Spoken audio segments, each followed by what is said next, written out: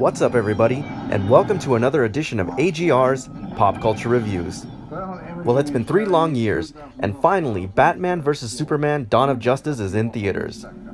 So did the movie live up to all the hype, or was it a disappointment due to overzealous marketing? Let's take a look.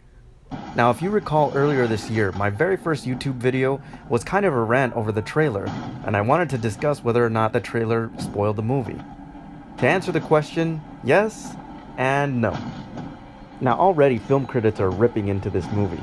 Similarly, among the DC community, this is a very divisive film just because of some of the creative changes that they made to both Batman and Superman.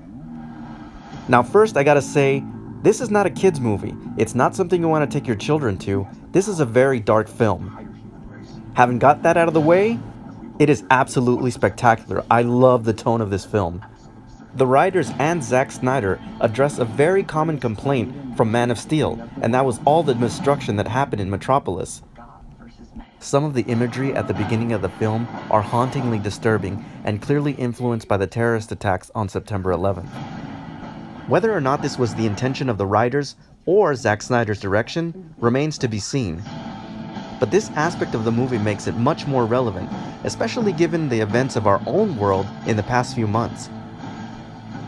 Now let's get back to those creative differences that are dividing the community. Don't worry, I'm not going to spoil anything.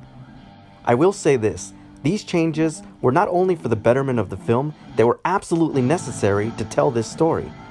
Just keep one thing in mind. Think about where these characters are at, psychologically and emotionally, at this point in their lives. I'm pleased to say that the performances by the cast were strong. Although I don't particularly like this version of Lex Luthor, I gotta give it up to Jesse Eisenberg for his portrayal of what he was given to work with.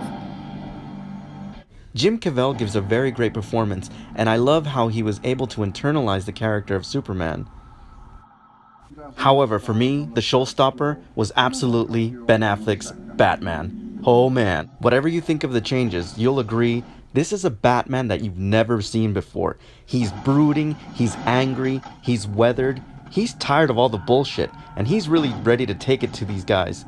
Clearly, this is a much older Batman that is slowly becoming unhinged, and whenever he was taking down enemies in the shadow, it was almost like you were watching a horror movie. This version of Batman was terrifying, he was menacing, and he scared the piss out of me, and I loved every minute of it. I gotta give props to Ben Affleck. Then there is Wonder Woman, and holy shit, Wonder Woman. Gal Gadot, this is my official apology. You were absolutely awesome in this movie. I can't wait for the standalone film. Now, before I get too carried away with this movie, I have to say it has a few issues. Actually, it has more than a few issues. So the first and second act of this film is really great. You feel like it's building up to something. The main issue is, because so much content was put in this movie, obviously setting up the next Justice League movie, none of it really pays off in a substantial way. And this is a real shame, because if it could have been tweaked just a little bit, it would have been much more of a profound movie in the third act. Similarly, in the last act of the film, you really start to see some of the characters doing some stupid and illogical things. Combine this with some questionable plot holes, and you start to wonder what the hell the writers were thinking. Were they just being lazy, or didn't think about it? Also, the film suffers from some serious pacing and editing issues. Think Michael Bay minus the explosions. However, I will give credit where credit is due, and when the film does slow down enough for some character development, it does it really well. One scene in particular between Holly Hunter's character and Jesse Eisenberg was one of the most psychologically terrifying things I have seen in a while. Wow. Also, this film is very emotional, and there's a lot of key scenes between some of the characters that makes your throat ball up just a little bit. Come on, you guys know you were tearing up just a little bit. I have to applaud the film for taking some very bold steps in terms of its narrative and its characters. It does, however, suffer by trying to put too much too soon in the DC universe. Now, you might hear some people say that it sucked, and that's probably the stupidest thing that you can ever say about a movie. You really have to dissect it to really understand it, and then you can give a critical review. For what Batman vs. Superman: Dawn of Justice was trying to accomplish, it did very well. In terms of what the average teenage fanboy of Batman or Superman is expecting from this film, that's probably something that might not be as welcome.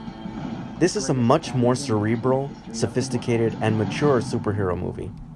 And it's clearly trying to set up a much greater story. In my opinion, the value of this film and the way it will be appreciated a few years from now will change in context with the rest of the films. Does the film suffer from a few flaws? Absolutely. Is the movie itself flawed? By no means. Okay, so that's my official review of Batman vs. Superman: Dawn of Justice. As always, I thank you for tuning in, and I'll see you on the next AGR's Pop Culture Reviews.